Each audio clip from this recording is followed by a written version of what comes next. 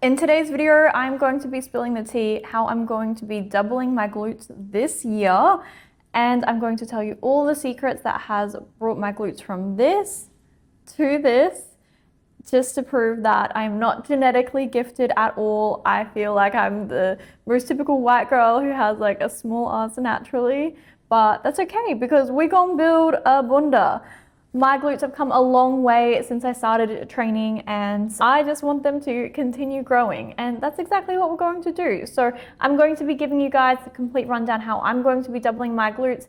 This is the same formula that I implement for all of my clients. This is how you can see the hundreds and thousands of glute transformations that I have on my Instagram. You can go check it out and go scroll down my page. You'll see for yourself because this stuff works. It's science backed. Everything I do is backed by science. So I'm going to be giving you guys the game plan, and you guys are going to see the results for yourself by the end of the year of watching my glutes grow. So without further ado, let's get into the video. Now I'm going to be running you through my training split at the moment. So I do 3 lower body days and 2 upper body days. My upper body days are dependent on what I want to work on in terms of that training program for myself. I'm mainly working on just shoulders. I go pretty hard on shoulders these days, not going to lie. My back width is pretty crazy, so I really don't do too much back. I would love to go way harder on back, but my back is already kind of massive, to be honest. So I'll do a touch of arms, a touch of back, and mostly just shoulders for my upper body days. And my shoulder growth has been insane the past 12 months. I'm so proud of my delt growth. Like, that's a whole nother video we can discuss another day. But that leads the other 3 days of the week to be lower body. Now, of course, on these 3 lower body days, my main focus is glutes. I have 1 glute bias day, 1 glute and quad day, and 1 glute and hamstring day. So I'm targeting all lower body muscles, of course, but glutes is still the main focus for myself. Now with this, of course, I do always make sure that I prioritize a compound movement to start off with. You always want to do your compound movements at the start of your training session because that is what is going to require the most amount of energy, and it's really important that we save our energy for the very first exercise. So our accessory type movements, we don't need as much energy for, of course. So compounds, we always want to do at the start of our workout. That's where we really want to be pushing the hardest. Now, I'm talking, we're going to be hip thrusting at least 3 times per week, plus even more depending on the variation. Now, don't get me wrong, you can, of course, grow your glutes without hip thrusts. However, hip thrusts are the king of all glute exercises, and if you don't have any injuries that prevent you from doing hip thrusts, you 1000% need to be incorporating them into your programming. Not only is it great for glute growth, but it's also going to help prevent any other injuries. A lot of injuries, especially back injuries, come from weak glutes. So you need to be going hard on your lower body and glute days and your hip thrusts. So we are always going to be starting off with the compound movements, whether it's a hip thrust or a RDL or a squat variation. I'm always going to be starting off my leg days with one of these. Now, there are certain programs that I might start off with, like a back extension or an abduction, just to really fire up the glutes. However, then it will always be followed by a compound, but we always need those compounds. We are going to be getting so many of our major muscle groups in our compounds as well. Then I like to follow my compound movement by another 3 to 5 accessory type movements. What are accessory type movements? They are your movements that don't take up as much energy. So they might be things like a lunge, potentially. It could be a extension of some kind. It could be a kickback. It could be a leg curl, a leg extension, depending on the day. So that's kind of how we like to structure our programming. Now, I do also like to hit abs as often as I can. That's going to be a good focus for myself this year. I feel like this year for me is just like glutes and abs, whereas previously it's just kind of been a little bit everything, but I'm really happy with my shape. I still just want to go a lot harder on glutes and abs, and really happy with my shoulder growth. It's really just glutes and abs I really want to bring up this year. So I've been hitting abs a lot harder as well. So if I have time, then I'll absolutely do my abs after my lower body days. Otherwise, we will do that on an upper day. Now, in order to grow your glutes, it is so important that you are focusing on time under tension and tempo. Now, I know how easy it is to want to just kind of rush your movements and going faster because you'll feel the burn more, but it's not always about that, because think about a barbell back squat. If you're doing a heavy barbell back squat versus a body weight hip thrust, you're probably going to feel it a lot more in the body weight hip thrusts.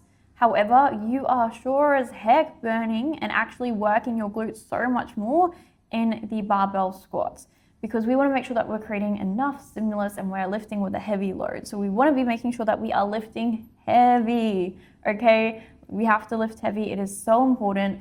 And we have to be making sure that we are focusing on time under tension. There is no point rushing your movements.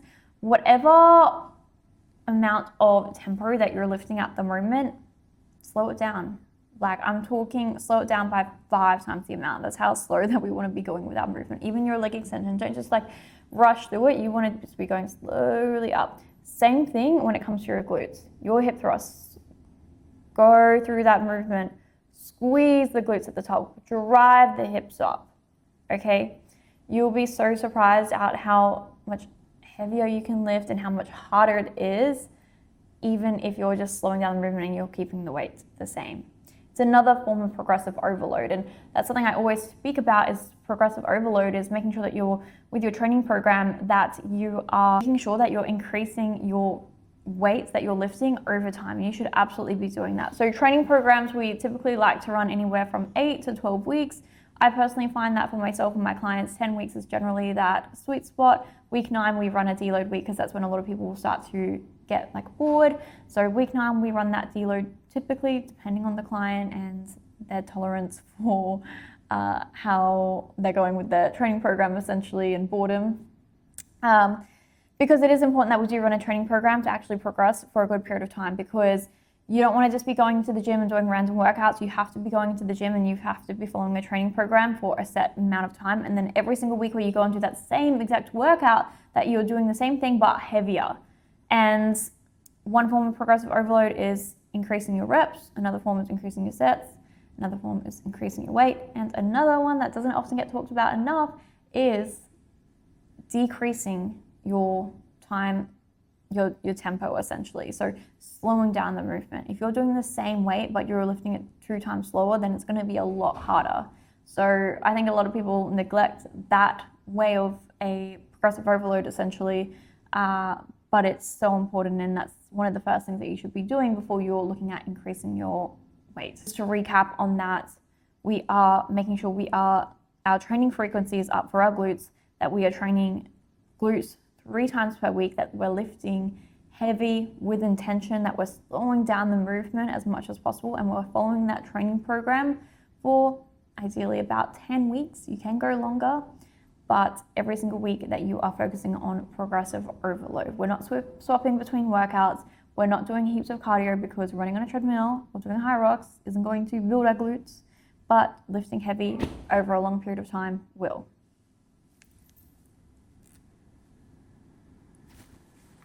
Now, I want to talk about nutrition. I cannot stress enough the importance of nutrition. So you know my nutrition and my protein intake is going to be in check, because if we aren't eating enough protein, baby, we are not going to be building our glutes. So protein requirement goal, you want to be aiming for 2.2 to 2.4 grams of protein per kilo of body weight. You can technically go above this, but it's not necessarily going to add any benefit, but it's okay if you do. It just doesn't necessarily add any benefit. So always hit your protein goal, or higher is completely fine. But ideally we want to be also having the right amount of carbs and fats, because that's going to be optimal. That's how we're going to be training and feeling our best. So we're hitting our macros. Now, I am in a cut at the moment. I'm doing a team photo shoot for all of my clients on the 23rd of May. So any of my clients are absolutely welcome to join. It is free for all of my clients, and I cannot wait to meet and squeeze you all.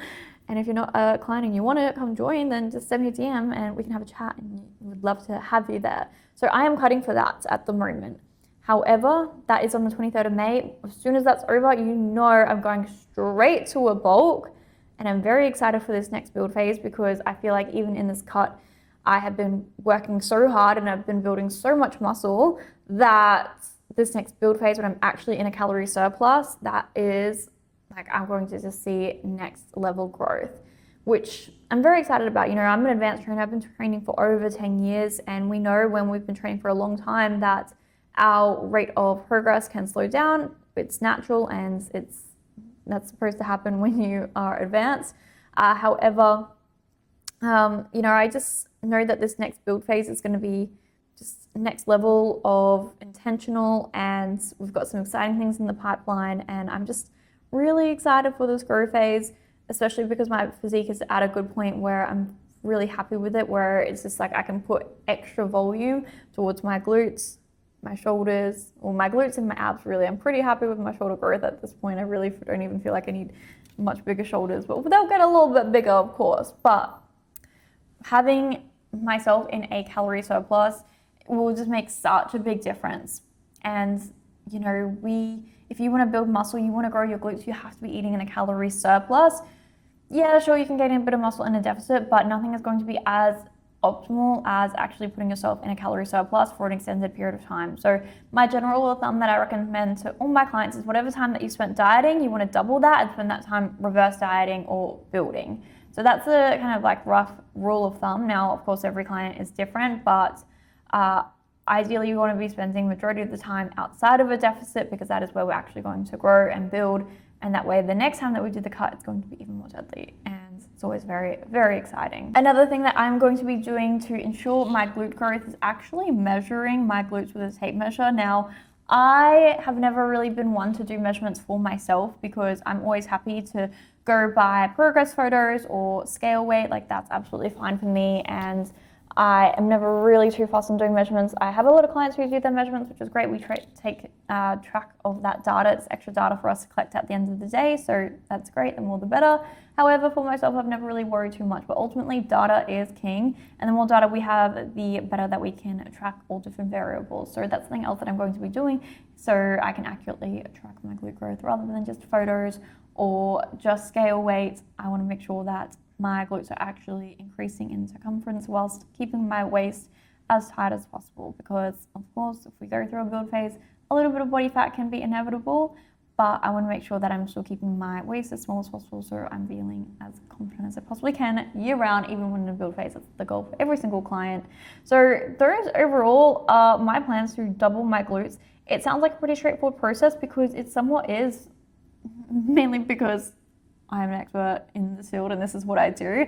However, if this is confusing for you, or you need a hand to work out your calories, your macros, your training program, just DM me the word coaching, let me know your goals, and I'll send you some voice messages back in terms of how I can help you, or just even give you some advice. I'm always so happy to have a bit of a chat. But my game plan to double my glutes this year is ultimately I'm going to be spending the majority of the year in a surplus. Once I finish this cut in less than 2 months, I'm going in a surplus, and I'm going to be spending the rest of the year just focusing on training hard, lifting heavy, following a training program for as long as I can, and focusing on doing all those basics, but doing them really well. And that's something that I think a lot of people can almost skip, is like, you don't need a new thing that you're doing. You just need to do those basics and do them really well and get them down to an art. And if you do that, you are going to see really great progress. So that is my advice on how I'm going to be growing my glutes this year. Stay along for the journey. I cannot wait to have you all. And who else is with me when it comes to growing our glutes? Let's build a BBL together, and we can just have the physiques of our dreams, because we all deserve to have that confidence, okay? Even if you are a white girl and you aren't genetically gifted, then we're gonna grow it. It's okay. We can work with our genetics and we're gonna grow it, okay? We don't want our genetics to be just limiting ourselves. With that being said, make sure you subscribe. Make sure you follow me on Instagram at JasmineTempleFitness. I'm always posting advice pretty much every single day, and I would love to have you all there. Thank you all so much for watching. I love you, and I'll see you guys in the next video. Bye.